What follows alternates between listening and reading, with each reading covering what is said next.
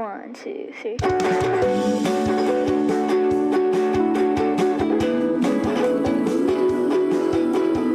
Hello, everyone. This is Kyle Galaz with Poor2Pro Car Sales Training Podcast. Become a sales titan.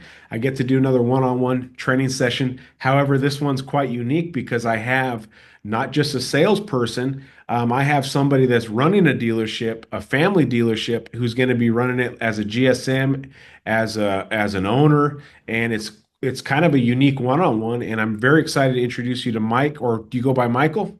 I go by Mike, Mikey, Michael. Depends who's talking to me. All So, right, Mike, why don't you introduce yourself? Tell us a little bit about your background and the dealership. hi, my name is Michael. My dealership is Heritage Motor Company. My dad has owned it for 32 years. He's stepping down, so I'm going to be doing just about everything. So And it's a new world. what state, what city? Virginia Beach, Virginia. So on the Very nice, coast. East Coast. So if there's any salespeople out there that want a sales job, probably go. Yeah, hit me up. Now, tell us a little bit about your background. So your dad owned the dealership for 32 years. What have you done any roles in the car deal at the dealership? I've done just about everything. Um, so I didn't really start until I was about 18. My parents divorced, and then I moved in with him, and I was doing college, and then I was washing cars when I was in college. So I started as a detailer, and then I was running cars. I moved away, went to college somewhere else, and then came back and been all in since. Gotcha. So in this role, you're gonna be, I'm sure you can consult with your dad at any point. I'm sure he's not just gonna abandon ship, Oh, but yeah. you're kind of the guy now. Yes, sir. And as the captain, everything rests on your shoulders. It does. It's new. It just started January 1st. It was me and another manager running it. But she stepped away. She's doing something else. So everything is going to be on me now.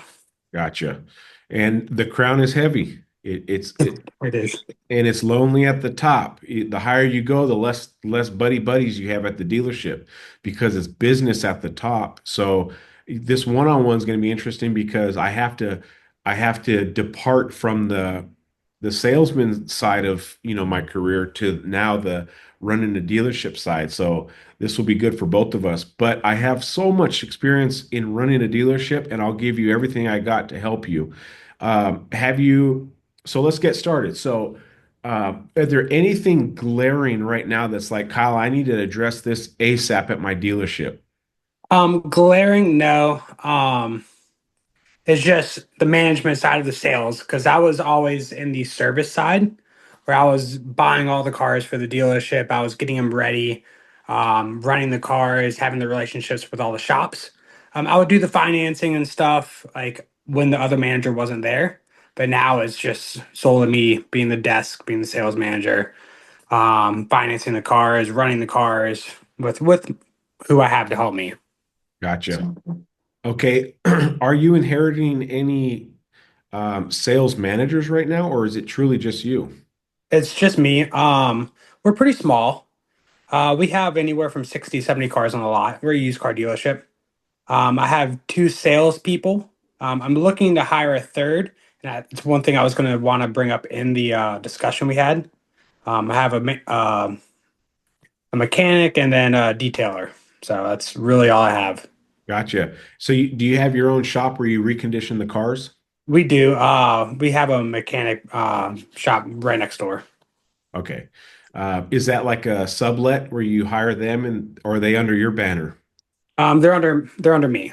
Okay. So it's a unique situation. We share a mechanic bay with another dealership. Gotcha. So Well, that's okay because you got to recondition the cars and you got to be able to put your stamp of approval on it and give it a clean bill of health. oh, So for sure. wherever that has to come from, it has to come from. And there's an expense whether you're using a third party or an expense when you're using it internally. Oh yeah, we do both, depending on what it is. Yeah. And then you have your own little detail departments to get the cars cleaned. And then I mean, 60 to 70 units is still pretty good for two people. You know, Yeah. if you're selling, a lot of dealerships like to sell a third of their inventory a month.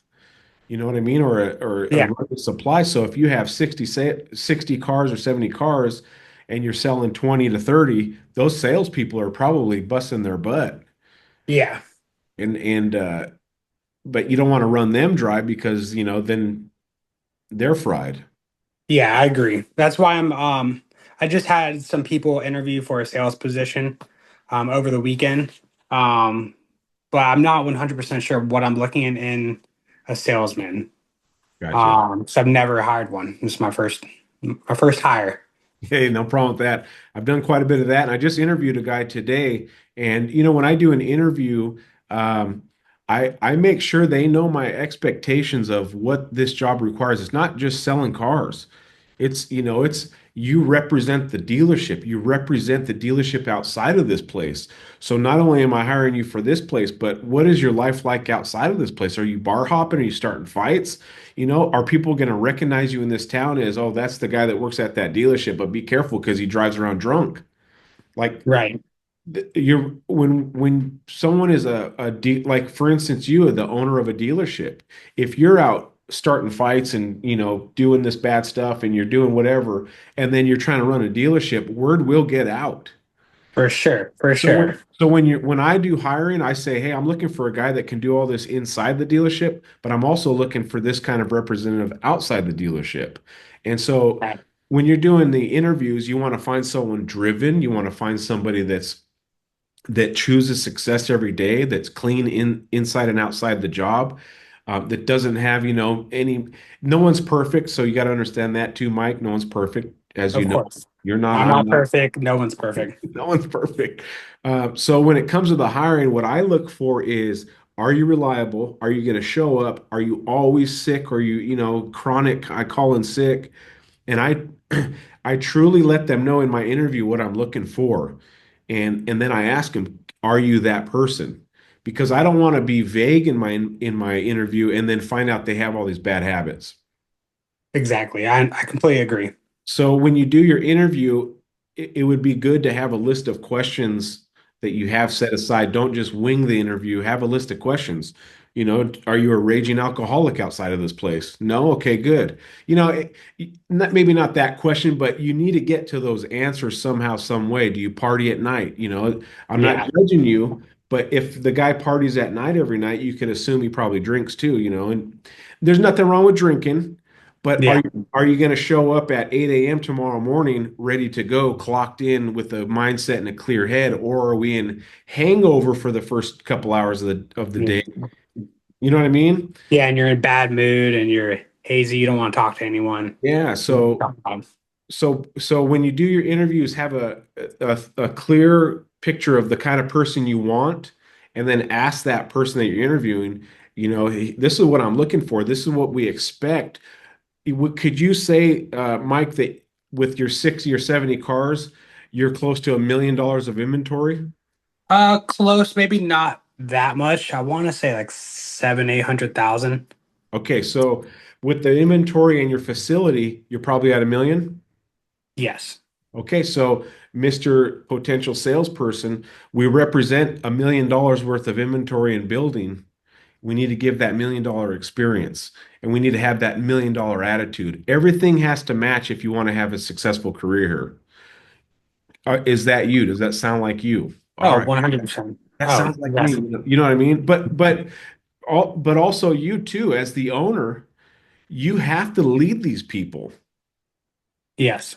You can't just be a boss. Because they're an extension of me. And they're extension of you, and they are what's the word I'm looking for? They're a mimic of you. Yeah, an extension of you. They're like a mini you. How you Yeah. act is how they act because you're their boss. Now, do you know the difference between a boss and a leader? What's the difference? No, I'm asking you. Um, Bosses, you tell them what to do, they do it. But the leader is you show them how to do it. Good. So let's take jujitsu for instance. You have a head coach. I do. Yeah. Okay. So let's just say that head coach has his black belt and he's at the gym and he's telling you, okay, you want to use this technique and do this technique, and then you get the choke, or you do this and you do this. But you never actually seen him do it. You've never actually seen the guy roll. Yeah. Like you're gonna respect his opinion because he's got the black belt and his name's on the building, but has anybody ever seen this guy roll? Is he even good? I wouldn't be under him. Okay, remember that feeling you just had. I wouldn't be under that guy. So when you're a manager and a desk manager and a GM and an owner, you can't just say I'm the owner. Hey, I run this place, right? I'm the one who writes the checks. You got to show them, hey, are you having a problem with this customer? Here, give me the file. Let me go talk with them. And you need to have those skills because if you can show your sales guys that I'm the best at the dealership, this is why I'm running it, which takes learning, of course, on your part, then they're going to have the confidence to work underneath you and they're going to be confident in their job and that they work for a good leader. So, yes, to answer that question, you're exactly right. A boss says, hey, go lock the handles at night. A leader says, hey, let's go lock the handles at night. Let's go pull the handles, make sure, hey, Yes. go turn off all the lights and make sure everything's shut down. Hey, let's go do this. Right. And Right. in the same thing when it comes to the sale, hey, were you able to close them? No, I can't close them. Hey, let's go close them together. Come follow me. I'll talk with them. You just stay quiet. Let me do the talking. So, as an owner in a traditional dealership, they don't have to go out and close deals, Yeah. right? But in your role, you're a GSM, you're an owner, you're a closer, you're a sales manager, a trainer. You got to get good at all of them. And that's where this exact thing that you're doing right here comes in quite handy is your training. Yes. And Something I go want to ahead. get better and better.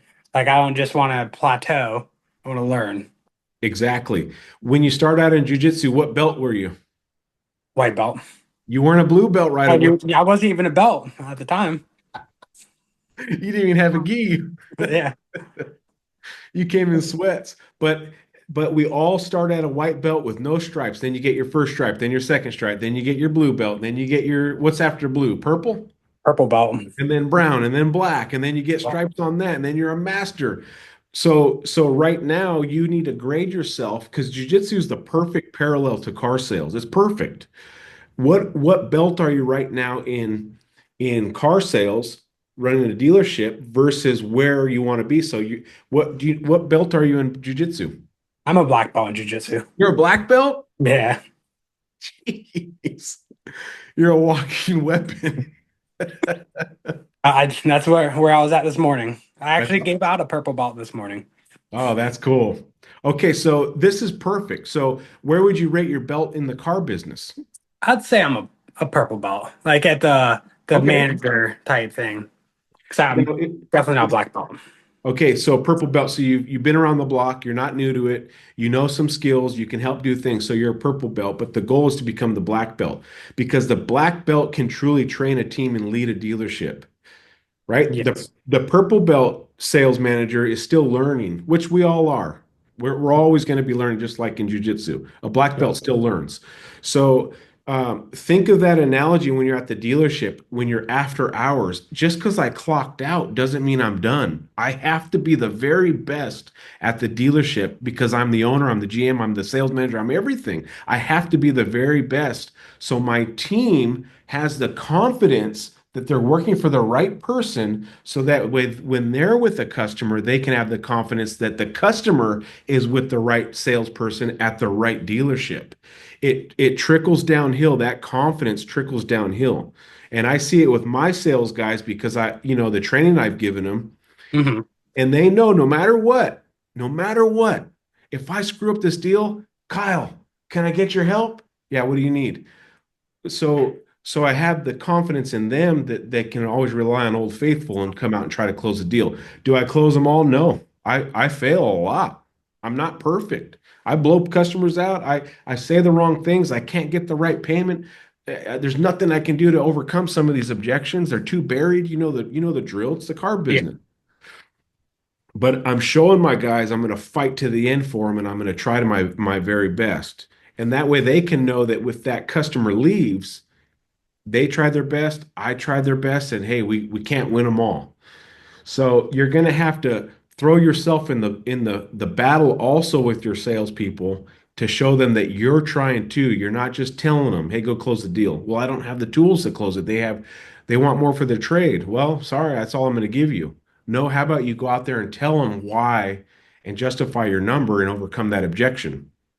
Yeah, makes sense. You're going to be a hands-on type of guy. You have to be. Oh, I was putting cars on the lifts because my mechanic was gone after hours on Saturday. So, So, and this is what it takes to be successful is your exact mindset. You don't mind getting your hands dirty. not at all. So you are the exact person that is probably perfect for that job. So Hmm. kudos to you for being a pliable human being, even though you have a higher title. Because Um, there's a lot of people out there that inherit dealerships that instantly have the mindset of I'm the owner. I'm the owner. well, you do what I say. And then you have the stereotype of the son that gets the dealership. I Oh, know it's out there. worst. It's the worst. But you can change their minds instantly by getting your hands dirty with them. Yeah. Instantly get the undercover boss thing where the boss is in there and they're doing stuff like that needs to be you because when my boss because I have a boss when my boss Mhm. called me in, hey Kyle, come here, hey, you're doing a great job. Oh man, thanks. I don't hear that too often, right? Even though I know I'm doing a great job, just mingling with the boss and the owner is a good feeling. So make sure you're there and present and inviting for these people because it's going to mean a lot to them. So closing that chapter out of like hiring somebody, just make sure you give them their expectations in the interview. This is what I'm looking for. Are you that? Can you be this? And if they say absolutely, then I go into now, I've met people that are really good at interviews that are terrible salespeople. They're great at interviews. And then I've had people that aren't great at interviews that make killer salespeople. Which one are you? So Right? do you go off like your gut feeling? Is that like say I had like 5 interviews and I'm gonna hire one. I told them all I'm gonna have an answer by Monday, whether they get the job or not. Um, do you just go off a gut or I'd go off a couple things. First is my gut, because the way they interact with me in the interview is Mhm. probably how they're going to interact with customers. Because they're going to be nervous in an interview. They're also nervous with a customer. They're going to be nervous closing the manager to get hired. They're going to be nervous closing the customer to do a car. So I see what are they saying? How are they talking? Are they relaxed? Are they egotistical? Are they confident? I like confidence. I don't like ego. Like, what I'm thinking is this is probably how they talk to customers. Right, right. So I do go off gut in that aspect, but I also go off those questions that I ask, like, are you reliable? Are you a chronic person that calls in sick all the time? Oh, there's a bee flu in my eye. I'm sick for the next week. Like, I don't want that. So I make the expectations clear over here, and I also kind of go off the vibe. Now, I have a benefit of having another sales manager that interviews also with them. Okay, so like 1 step, 2 step process. Yes, so here's my angle, my point of view of this person. Well, Joe, my other sales manager, has a different angle of this person. And then we Right. talk after, we say, "What'd you think?" "Oh, I like this, but man, I didn't like that." I'm like, "Oh, I didn't even catch that." Like so maybe that's something that your dad could help out with. Hey, I interviewed Mhm. a guy, I really like him. I want to bounce him off you. And or somebody else at the dealership that's been there a while. Hey, I want to run this guy by you. Do you mind interviewing him? Just kind of get a vibe. Because there's been people that I've interviewed that totally got me. They stumped me. They were the perfect interviewer. And then I had another guy interview, and I'm like, holy moly, I didn't detect any of that. Well, thanks for interviewing him. So to Right. avoid a lot of headache, I would get at least one more person to interview him. Okay. Vibe. I mean, shoot, I'd interview him for you too. Just put him on Zoom. Right. I'll help you. Um, So that's kind of the hiring process. So I hope that you find somebody and those people that you're interviewing, just you be expectations up front. This is what you're getting into. We're not a perfect dealership. We sell this. I need you to sell 10 or more a month. This is not an optional thing. Like, can you sell 10 cars a month? I have the inventory. I do the advertisement. I have all the resources. Are you the type of person that can sell 10 or more a month? That's the national average is 10. Are you above average or below? I'm above. Okay, I like that. It's confidence, you know. Right. Definitely a gut feeling. Any more things on hiring? No, that's about it. What else have Um, you got? so like we do a Monday morning meeting. How do you pump up your guys for the week? Because I was never the guy for that. I just sat through them. Yeah. So this is tough because sometimes I have to have the brutal meetings, and then the for 90% of the time it's the rile them up and get them going meetings. The brutal meetings are, hey, they're more logistical. Listen, we got to do this. You can't send your customers out on test drives by themselves. Someone did a deal and it was a Pet total peeve. fraud thing, like the logistical meetings. Yeah.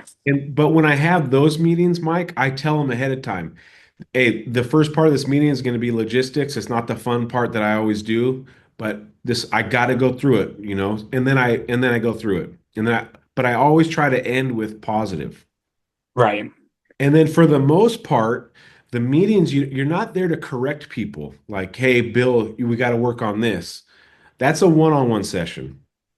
Always keep your meetings about a general thing like, are we posting on Facebook Marketplace? Make sure you make your calls. Make sure you're posting, uh, ads or something. Make sure Hmm. in your emails and text messages, and you can learn stuff online. When I first started as a sales manager, I had to go online. This was before I started the podcast. I did so much research on sales meetings, what to talk about in sales, how to motivate car salespeople. And so I had to do a lot of research for 2 years, and then I started the podcast. And Hmm.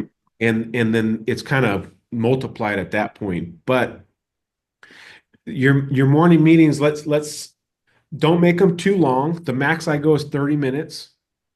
All right. And the maximum logistics time I do is about 10 minutes, Just maybe not to maybe cut them out. 15. Yeah. We got to go through some stuff. I'm glad everyone's here. Thanks for coming in. I know that this your time is important, but I have some logistic things. This is not the fun part, but we need to go through this stuff. And you go through stuff that everyone needs to hear. Hey, we got to start doing this. You got to fill out the credit app. Customer has to sign, et cetera, et cetera, et cetera. All right, moving on.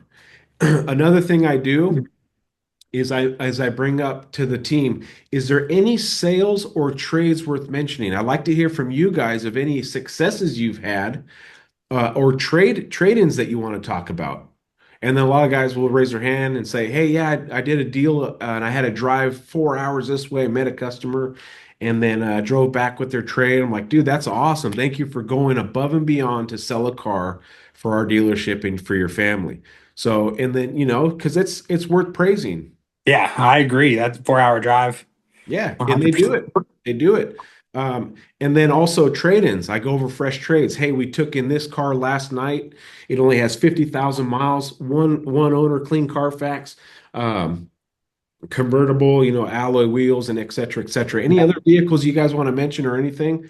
Oh yeah, I took in this yesterday. And what I'm doing here is getting them involved in the meeting. So they're not just sitting there like this. Listening. Yeah. I'm just waiting. Because no salesman likes sales meetings. No matter how exciting I make my meetings, it's still a sales meeting. Yeah. It's still Ready like, for whoever. and we do ours on Saturday mornings because that's when the whole staff is there for sales. But keep logistics small and try to include them in it. And then when you finish your sales meeting, have something that they can leave the sales meeting with to try to do that week. Hey, this week I challenge you guys to post 3 vehicles a day on Marketplace, 3 vehicles on Facebook Marketplace a day. It doesn't take that long. Let's see how many deals we can get through Facebook Marketplace. And I'm going to document them on my board over here. I'll fill in a square and I'll put an F in the middle of it that says Facebook. That, Bill sold from Facebook 3 deals. And what I want to see, sales team, is how many more deals can we capture every month by using Facebook Marketplace? Oh, it's a good tool. It's a great tool. I have some guys that religiously post. They do 4 a day. I do. I Yeah, posted 12 today. exactly. Now, salespeople, are you going to get scammers? Are you going to get people that lowball you? Absolutely. But there's the diamond in there, the diamond customer that says, I've been looking for that vehicle. What can you do on price? How far are you? Come on in. I'll work on the price with my boss. Let's make sure you like the car first. When can you get here? You set the appointment. You don't negotiate over Facebook.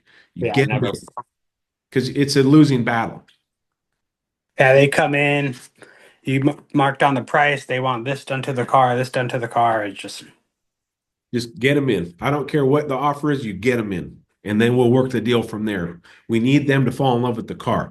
The point of a phone call, a text, an email, a Facebook message is to set an appointment, not to sell a car.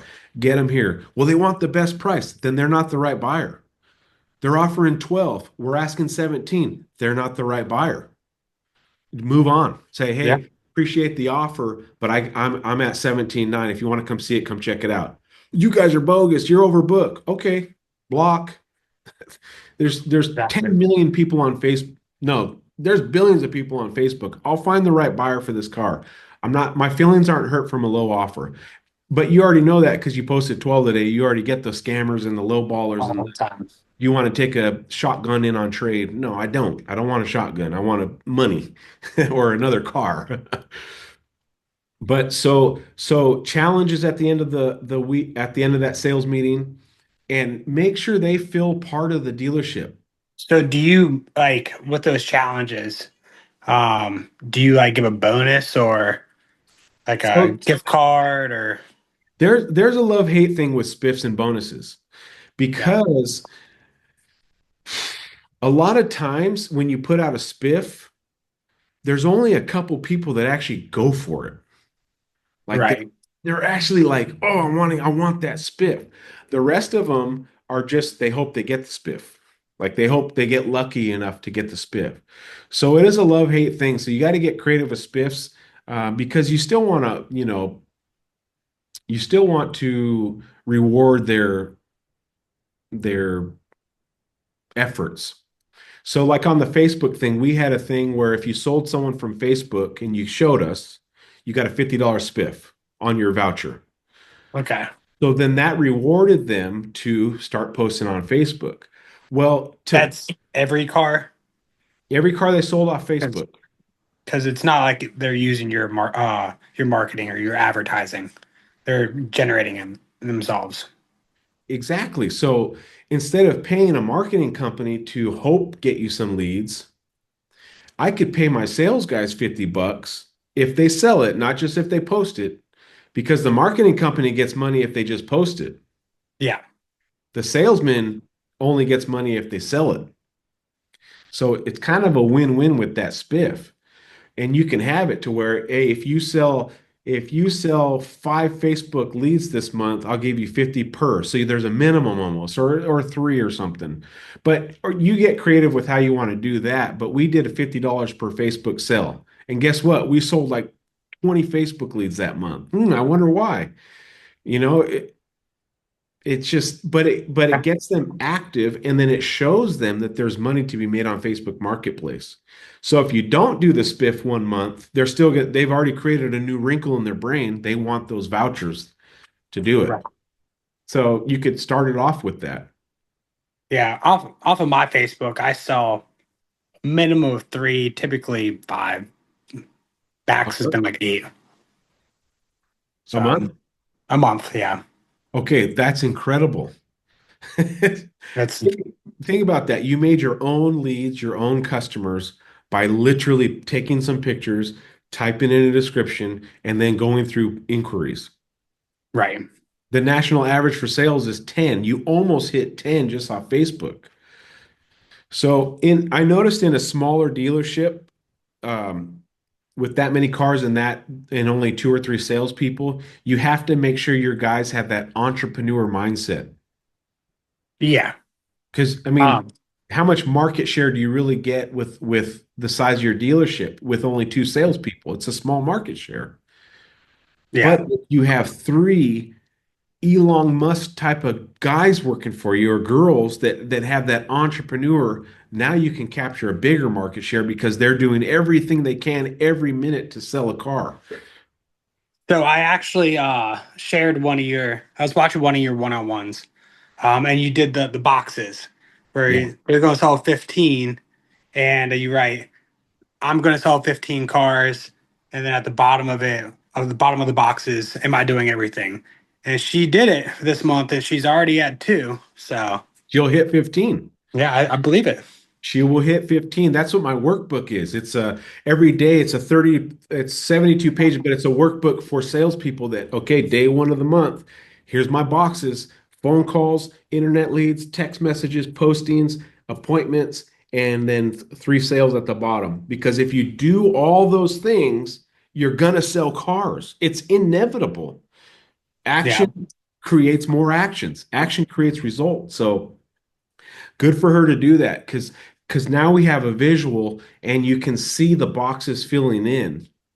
And then you as a manager can say, hey, where are you at? Are you on pace? Okay, you're at two by the fourth. So you're on pace for that's 15 units. yeah, You're on pace. But it's now the seventh and you're still only at two. You need to make up a couple. But now she knows like, oh shoot, I better be at 3.5 by the whatever, the seventh. right. Good for her to do that. It's a valuable employee that can see beyond just waiting for ups. Hope So something. I have two right now, and I hope the other one doesn't watch this. But she like I can tell her stuff, and actually like I think I was telling you I turned her on to your podcast. Yeah, And she's 100%. She'll go for it. The other one has been there since I was a kid, gotcha. so he's like stuck in his ways. And he's a good. He can sell, he can close, but he's just like, this is how I'm doing it, not I doing anything else. well, and you're the problem you're going to have with him too, not knocking him in any way, shape, or form. The guy has talent. He has a family. He's a human being. Is he watched you grow up at the dealership, and how much respect does he have for you as the boss now? Yeah, So the way you get respect is by being the leader, not the boss, yeah. and I'm being out there pulling cars up, tire shining them, cleaning them up, make sure they smell good, make sure yeah. there's no lights on. Yeah, so you're a hands-on type of guy, which is good because your dealership kind of needs that from you. But with that guy, with a salesman like that, here's an analogy that I learned that might help him because you can talk to him about it. Say, if you had a farm, okay, and you went to go plant your seeds in the field, and the dirt was completely solid and concrete hard. Okay. And you went and sprinkled all your seeds and you waited for it to rain and it rained. What are your chances of having those good crops? The, Not the birds would have ate the seeds. The seeds can't penetrate into the dirt. right. And then you go till it, right? You till up the dirt, if that's what you call it, and it's all Yeah, aerated. It's all aerated and opened up and ready for seeds. And then you go dump those seeds, and now they can fall down below. They find their way at the bottom, and then the rain hits. What are the chances now of growing fruit? tenfold. Tenfold. So you ask them, hey, I know you've been in the car business a long time, and you're a wealth of knowledge, and I need you here. But what soil are you?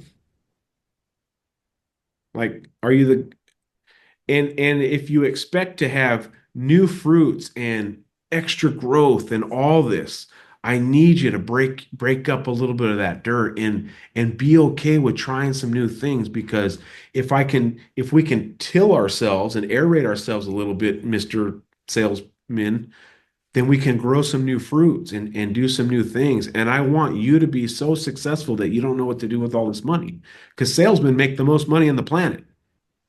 They They, do they make if more they're than good. athletes. They make more than anybody. Um, but I need you to be a little bit more pliable because, of course, I'm the new this and that, and I'm not throwing titles around, but I have a job to do that's to make you more successful and my other sales lady more successful. But I need you to be this soil and not this soil because you understand that this soil doesn't produce anything. Okay. Another thing, too, is how many does he sell per month on average? Anywhere from 10 to 15. Okay, so he's above average, 10 to Yeah, 15. I want you to ask him, would you be okay with selling more cars? What's he going to say? of course. Yeah. What if we got you to 20 to 25, Mr. Salesperson? Would you be okay with that? Well, yeah. So if you're okay with the more money, and more car sales, I need you to be okay with a few more techniques. Because these are the guys that don't want to post on Facebook. They don't want to post on, or does he? I finally got him too. I finally got him, and he actually just one of his only car he sold this month is Facebook Marketplace lead. Okay, so you already have some of those skills to break somebody of that hard cement dirt. It was the I started posting, I started selling, and he saw. And that's what a leader does. Yeah, So you're showing them, not telling them, hey, post on Facebook, you'll sell more cars. No, he's watching you do it. Man, what a great leader that you are for that dealership already. And us younger people, I like to think I'm young, although I'm 42. oh, definitely. You look young, 30. But I grew up in the technology age, video games, and I saw MySpace start and YouTube start. I was there and I saw internet get popular. So I grew up in technology, whereas like your dad, for instance, didn't grow up in technology, and so he doesn't know how to, do certain things on these, making AI Oh, prompts and all this stuff. he's a dinosaur. Right. So with some of these salespeople, we just have to show them the technology, but at least your guys, getting there. But that goes into leadership and motivation and showing them how to do it, not just telling them. Um, and then give them that analogy or think of different analogies that you could use with a guy like that and say, hey, I'm not trying to bust you up or change you completely. All I'm asking you to do is try some new things, like how Facebook is working for you. You got a deal out from Facebook. Let's try some new things. Let's make a YouTube video or make an Instagram video and let's have some fun here. Our job is to have fun, sell cars, and make money. I mean, that's why we come to the dealership. So that could be something that you do with him. And then, do you have a whiteboard? We do not. Are you talking about for the sales? Yeah.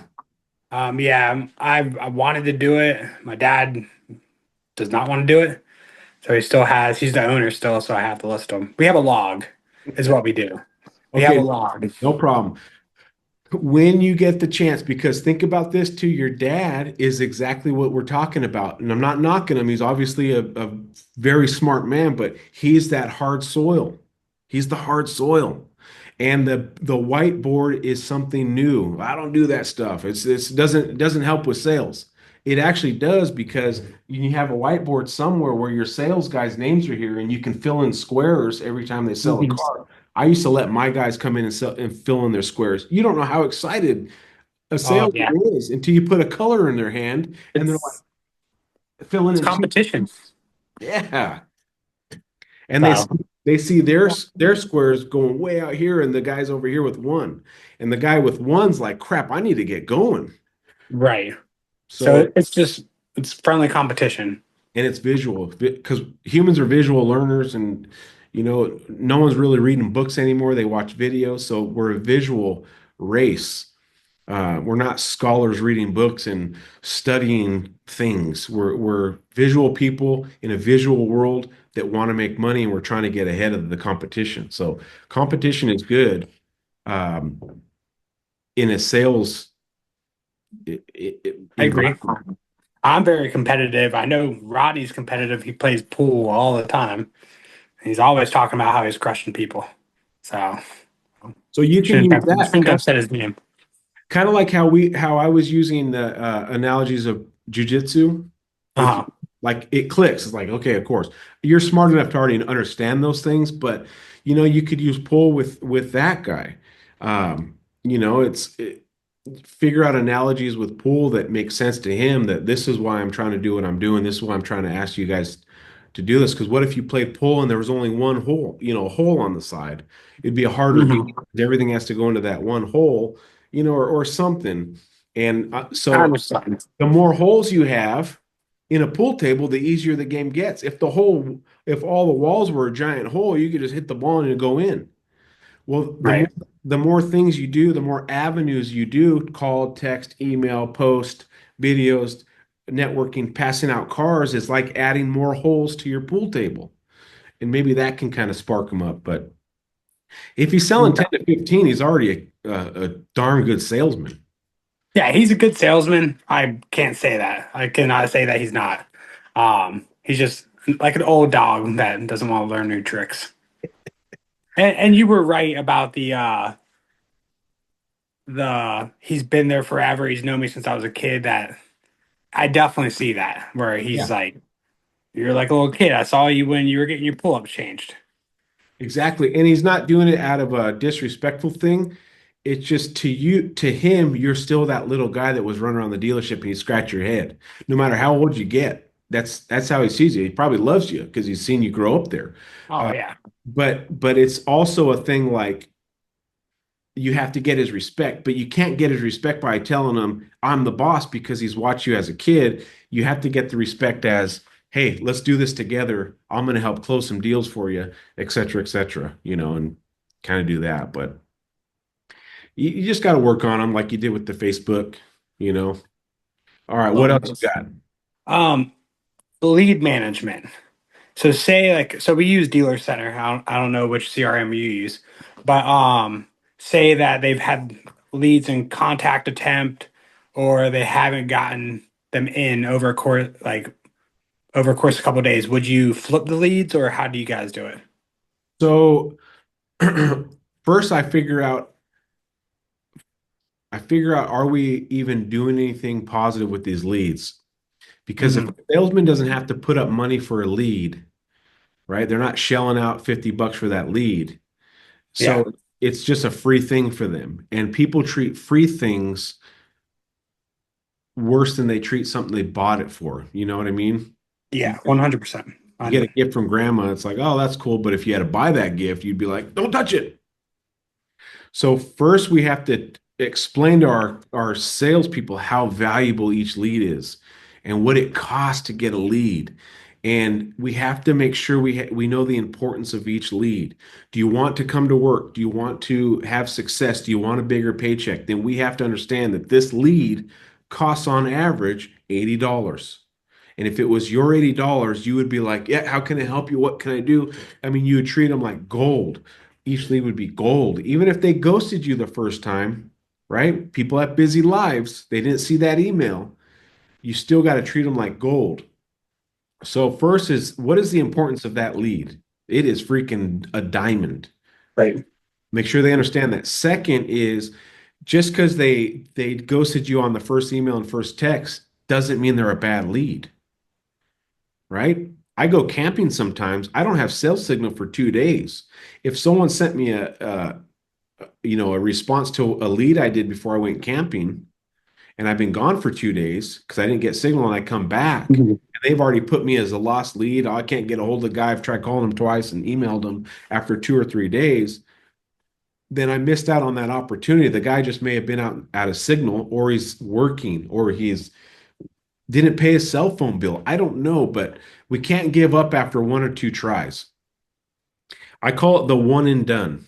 Oh, I appeased the system. I tried this. I'm done. The customer, Right.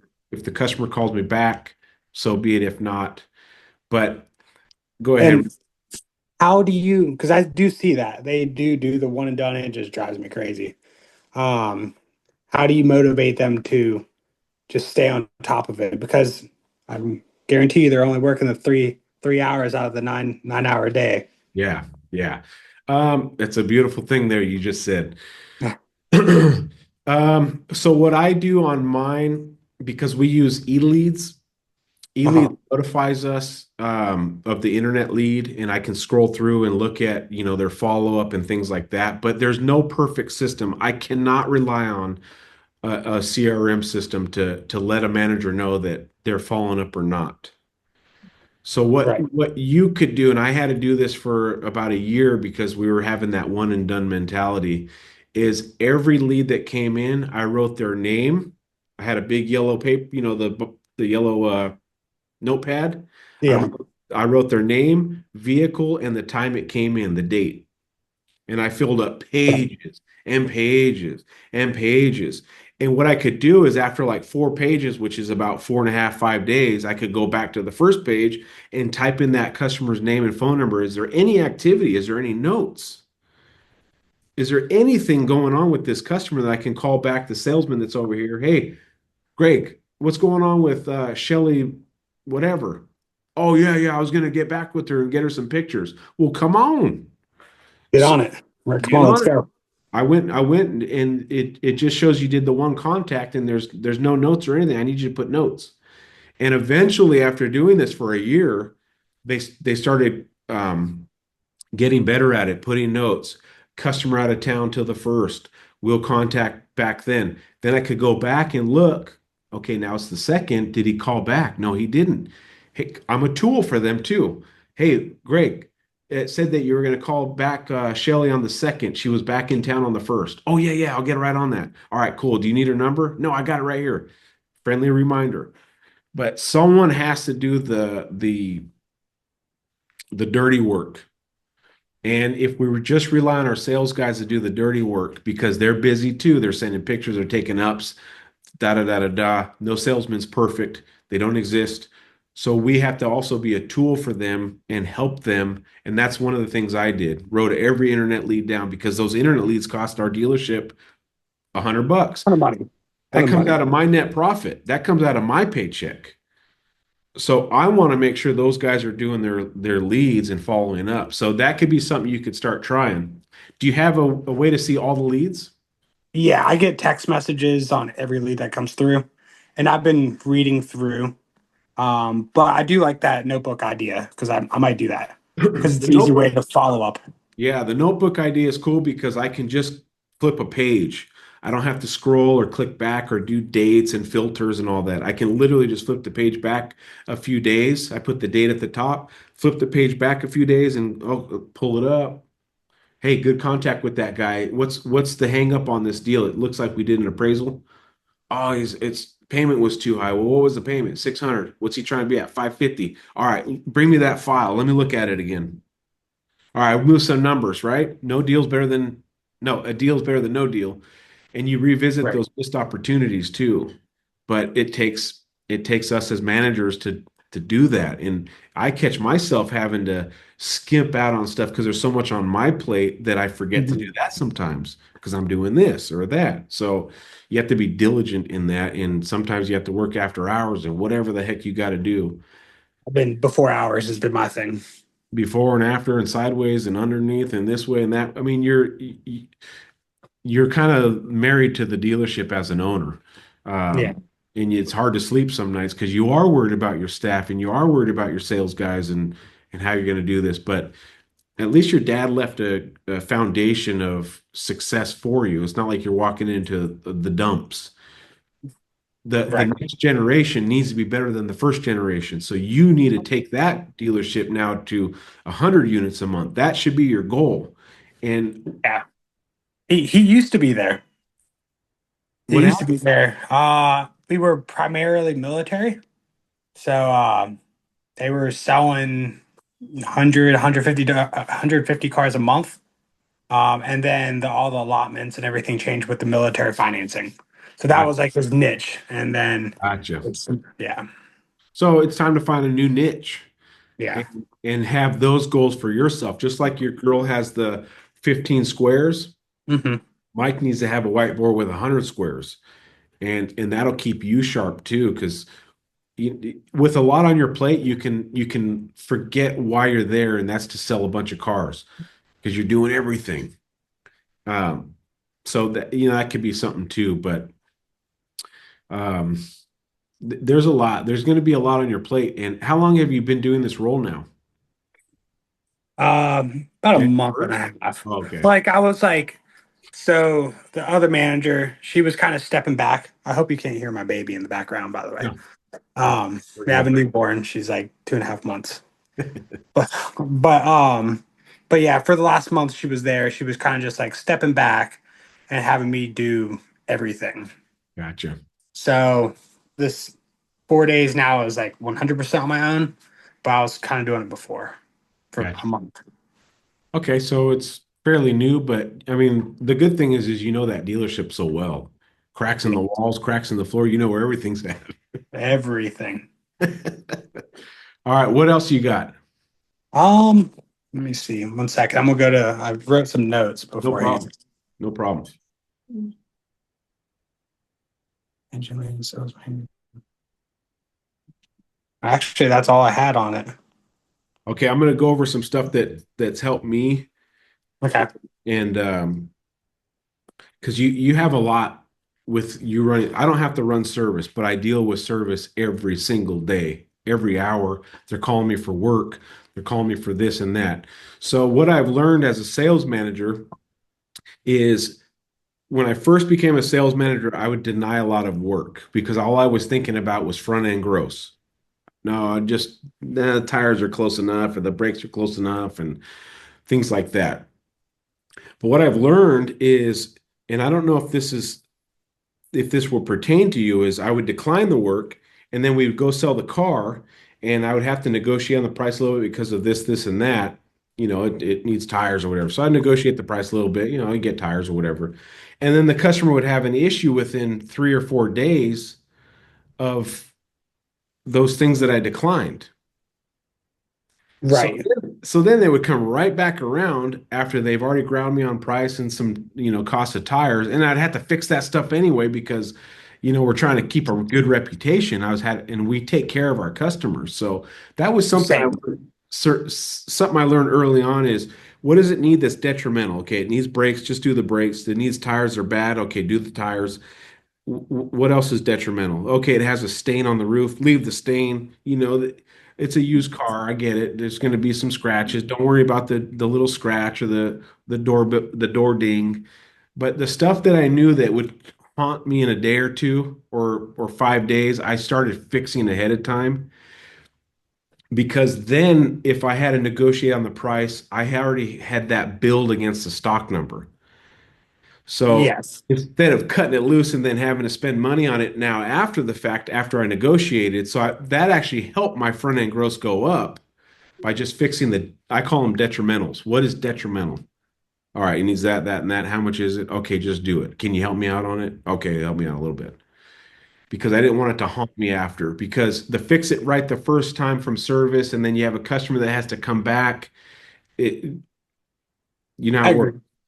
I started doing it once I started selling more because then I started seeing the complaints from the customers or this and that. So I was like, I'm just gonna do this. Yeah. So yeah, that's a good point for sure. The cosmetic stuff we can get away with because it's a used car. Ma'am, it's a 9-year-old car. But here's what I do know. We don't skip on the stuff that's underneath. So yes, this car has some scars on it, just like I do. But underneath it is a good running vehicle. Would you rather have a perfect vehicle that's going to break down in 6 months or a not so perfect vehicle that's going to run for the next 10 years? That's what I offer. Then you can get around some of those fix-ems like a dent or a scratch or I whatever. mean, we recondition pretty well. Have the dent guy out there every Tuesday. Have the upholstery guys. We recondition pretty well. Very nice. You're putting out a good product. I try to obviously use cars. I mean, it's a used car, but for the most part, Okay, another thing too is when I took that manager role, our Mhm. dealership Google reviews was at 3.6 stars, which sucks. That's what I inherited when I became a sales manager. Do you know what you're at? 4.5. Okay, good, because that's Have what like we're at right now. 500. Yeah, we have like about 500 reviews or so. Because everybody looks at Google reviews. No one uses Yelp. No one uses these weird things. It's Google reviews. They type it in and see the Google review. So make it a point with all your customers to ask for that Google review. It's like a CSI on a new car. You get a new car and you get the customer service index score and all that stuff. Mhm. So this is a used car way of doing CSI to get that Google review. Because the more Google reviews you get with a picture, especially, the more people will see it. Right. So I'm walking real quick to get a charger. no problem. So I have a handful of Google reviews on my personal account, and uh, the ones I do with the photo have Uh-huh. thousands and thousands of views. The reviews with a photo have thousands of reviews or views. So my total reviews, I have over 1 million views on my photos. So when you get customers that want to leave a Google review, make sure you get a picture of them with their car and text it to them. Use their phone. or something, and have them take a picture with their new car and say, hey, when you do your Google review, can you upload this picture and let everyone know, and try to get those photo Google reviews because they get way more views. Okay, I never thought about that. Like I'm big advocate for the reviews. I got those little tap it things Nice. last month, and we've definitely skyrocketed our reviews from Good. before. No, it's so helpful for a dealership. But if you can start integrating that picture of the customer with their car, the views on your reviews will go up, so more people will get exposed to it. And if you can have your building in the background with your logo or something, because Mhm. you ever type in something on Google and instantly click images, don't even start scrolling through the web? All the time. Yeah, me too. Awesome. Me too. So that's where those pictures will start popping up. And you just never know who's going to see that. So make sure you do that. Now, are you going over like I mean, with a smaller staff, you don't have problems with theft and Um, I mean, we have in the past, but no, I don't think anyone in my staff is stealing. okay, because you just there's all as an owner, you're looking at everything. But if you don't have that problem, then don't need to really cover it. You know what to look for. I mean, I know in the past, like we had one mechanic. I'm not gonna name any names, but he was ordering parts and then he was going back to the parts store and getting the refund. I've heard of So that happening. I've heard of stuff that's supposed to go back, and the guy was selling them on eBay and Craigslist, and he got caught. I mean, there's, but if you got a good staff, you don't have to worry about that. Let's see what else. Are you signed up with any like advertising companies, or how do you handle that? yeah, we have Car Gurus, cars.com, Carfax, True Car, trying to think what else. I think that might be it. Yeah, but I've seen a lot of success out of Car Gurus for our dealership and cars.com on Those those. are our two top performers. What I like about Car Gurus is I don't know if you've done this or not, but you can find your dealership only's inventory on Mhm. Car Gurus, and then you scroll through it and see what's good deals Right. because that's what people buy are good deals, and then you can reprice accordingly, and it'll actually tell you this vehicle is $689 above a good deal.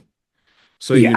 if you have an aged piece of inventory, you can lower it $690, and now it puts you into that good inventory, and you can move an aged unit. Yeah. I do all the buying for the dealership as well from the auctions. So I'm always like comparing cars and car gurus before I even buy. So Nice. yeah. Very, That's my very. favorite part of the dealership is the auctions. That's like the nitty gritty stuff too. I love it. Like, especially if I'm in person, that's my favorite. Yeah.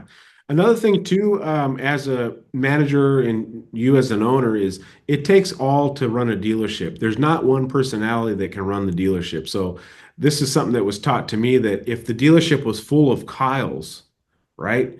How successful could it be? And I in my head I thought, man, well, this place would kill it if I was clone. But then I started thinking, he goes, no, think about it. I go, there's a janitor, there's mechanics, there's the guy that does electrical stuff, there's the repair dude. I'm like, I see what you're saying now.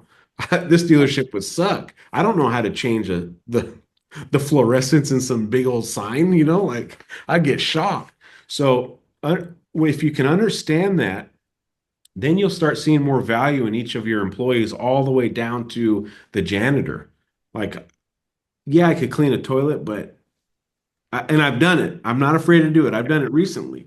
But you'll start seeing more value in the customers because if it was just Mike running the store, just one person, how successful do you think you'd be? 10 cars a month. You Maybe. can't do it all. You can't do Maybe. it all. So we need our team. So as an owner, as a manager, you can see the value in them and really genuinely say, thank you for your help here. Thank you Right. for being a part of this team. And they will feel that warm welcome from the owner, and they get to rub elbows with the big boss, like, hey, thanks, boss. Oh man, no problem. I couldn't do it without you. And a valued employee that feels valued is a way more productive. When they feel valued, their productivity goes way up. So if you can make everyone feel valued, hey, thank you for coming in, appreciate it, da da da da. How you feeling? How's the family? How's this? Your kids coming in? Why don't you have them stop by? I haven't seen your kids in 3 years. All right, how big are they? And they start showing up. You build a family environment, and Mhm. people like that never want to leave, and they produce more because they're happy. Let me Right. ask you another question. Do you have any employees that when they go to lunch, they leave the dealership? Yes. How long do they leave? Full hour or 15 minutes just to grab food? They just go grab food and they come back. Okay. So that is actually a good sign that the employee is happy when they eat at the dealership. Yeah. We have a kitchen at the dealership. Oh, that's kind of cool. But Yeah, we have a lounge kitchen. that's pretty cool. But you know, when a person eats at the dealership, it's telling of how they think about the dealership because they're not so like, I got to get out of here for an hour. You know, Right. like I got to get out of here. So that tells me a lot about how you guys run your dealership, that people want to eat there. And you Mhm. know, they feel comfortable there because when you have employees that are happy, the customers can feel the vibe. Yeah. Right. There's a lot of stuff in that area too of I call that one ESI, Employee Satisfaction Index. How happy are your employees? And are they listened to by their managers? Anything bugging you? Is there anything that you could suggest that can make our dealership more profitable or more successful? I ask those questions to my staff in the sales meetings. Is there any ideas that you think that we could do to get more customers in here? And you'll see a hand raise, and then you can, what do you think? Well, if we did this, this, and this, man, that's a great idea. And then you can do some research to make sure, you know, it's profitable and legal and all whatever that idea was. But we can give away a TV. We can do this. Oh man, that's a great idea. You know, whatever.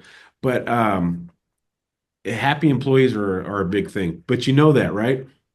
Oh, for sure.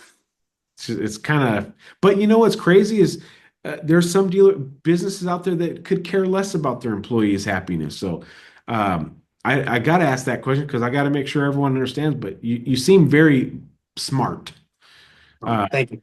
and to get to a black belt in jujitsu takes training and studying and oh my God, I can only imagine it. How long did it take you? I would say probably about 10 years. That's Not about nine to right, huh? 10. There's a lot of abuse on the body. Yeah. What's your favorite move or My submission? favorite move. I'm a big omoplata monoplata guy in the gi. I So know I don't know if you I know uh, Omaha. so the omoplata, it's the monoplata is a shoulder lock, which Ah, I love it because not a lot of people know what it is. So people get stuck in it and they're like, what just happened? I go to other gyms all the time and they're like, what did you just do to me? So it's very, very cool. And jujitsu, man, what a great parallel to car sales. It's literally the same thing. Just one, you're manipulating people in their gi, and the other one, you're manipulating car deals right. and stuff. But I see a bright future at your dealership. And with just the fact that you booked the one-on-one tells me what kind of leader you are. I mean, Thank it you. speaks volumes that you care and you want to get better and you're not just looking to make money off your dad's dealership. You're looking to get better and maybe implement some new things and try some new things and get better and it's awesome. It's awesome. Any other questions? We still got a little bit of time. No, but to add on to that, so I've met a lot of people in the jujitsu world. Hmm. A lot of them are very successful businessmen, and one of the guys actually was like, you reach out to people, you connect with people, and you always are learning. And one of them introduced a book. It's the Who, Not the How. So I've been reading that. I don't know if you've ever read it, No. but so it's basically on like not how can I do this, but who can I do or who can I learn from or to do it for me. So Yeah. that's actually what made me reach out because you're the who. Yeah. How cool. It Yeah. is pretty neat. And what's cool about one-on-ones for me too, especially with higher ranked people, like a you is it Mhm. pushes my comfort zone of what I of my skill. Like is when going into this, I thought, is there any question Mike's going to ask me that I don't have an answer to? And so I started running through it. Like, is he going to ask me about profit and loss, advertising, door rate at service, employee satisfaction? What is he going to ask me?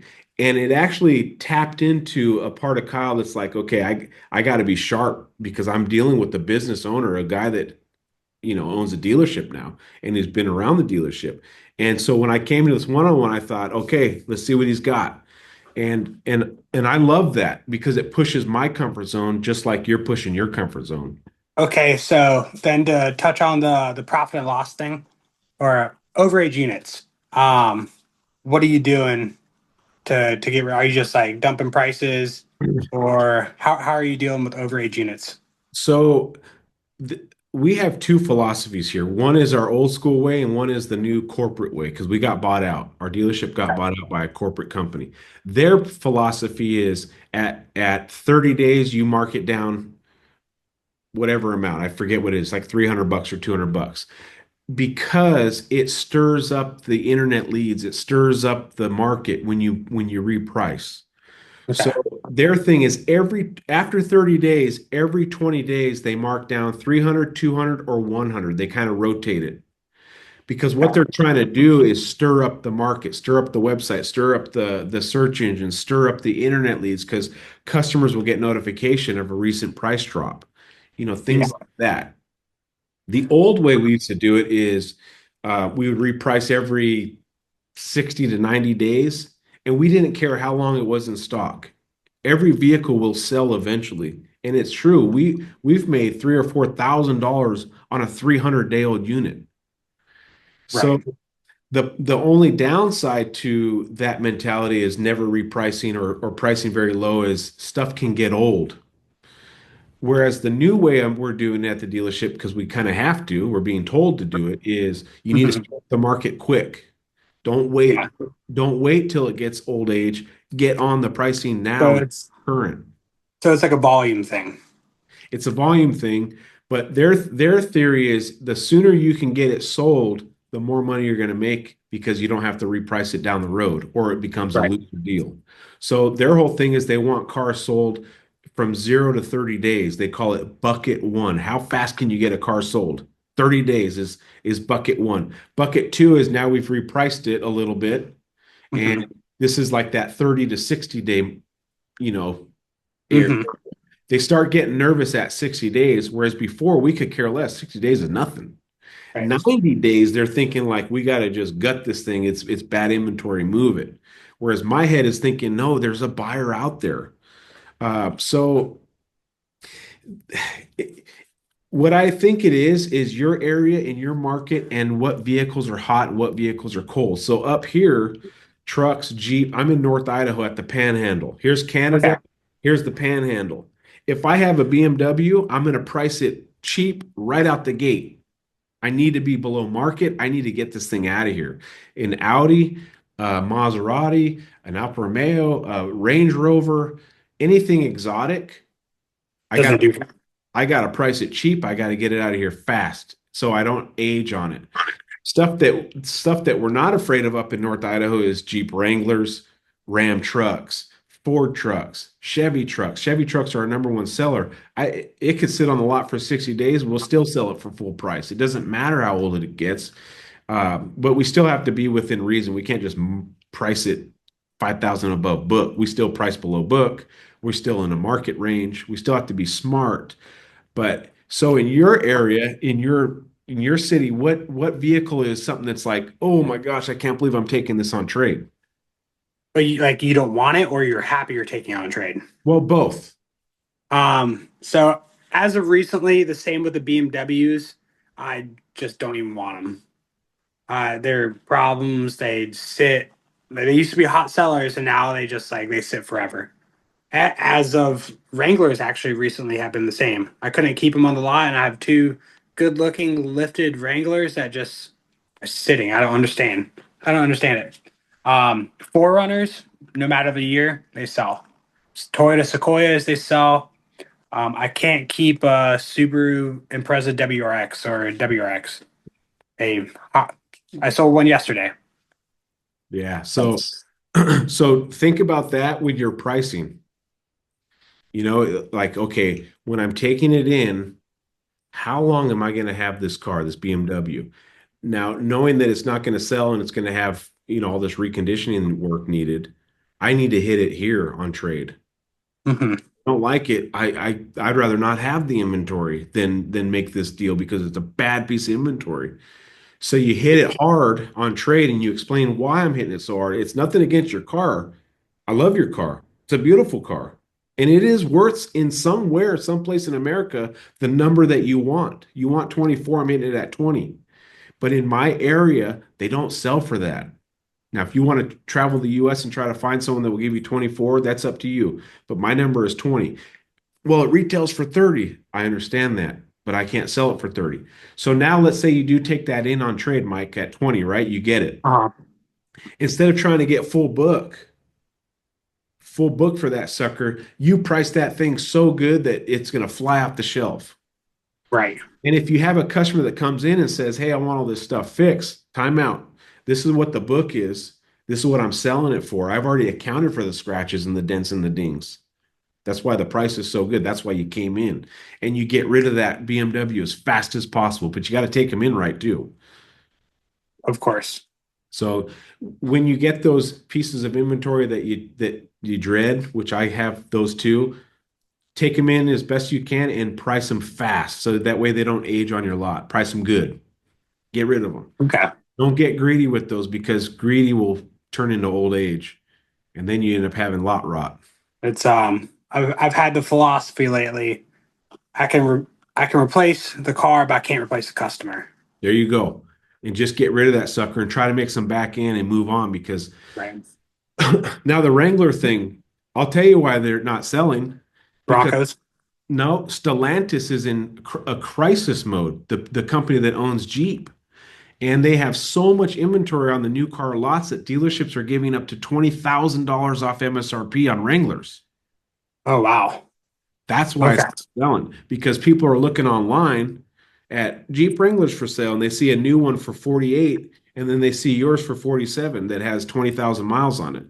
They're like, yeah, They'll just go buy the new one because the dealership's giving them away.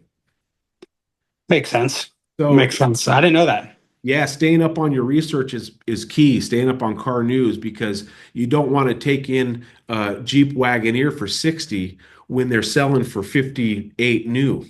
Because go online, people are giving 20,000 off MSRP on the Jeep Wagoneers, up to 30,000 off MSRP. And here you are looking at the books like, oh, I could sell this for 94, but a brand new one's going for 70. Oh, you just screwed yourself. Yeah, so you got to make sure you stay up on your knowledge in the what's going on in the market because you can save yourself a big expensive headache. Yeah. Okay. Anyway, anything else? I think we hit an hour and some change. Yeah, I think I'm good. I probably will follow up in about 6 months if that's cool with you. Hey, and message me anytime. As long as I see it doesn't go to that weird message request area or something weird, spam or Uh-huh. something.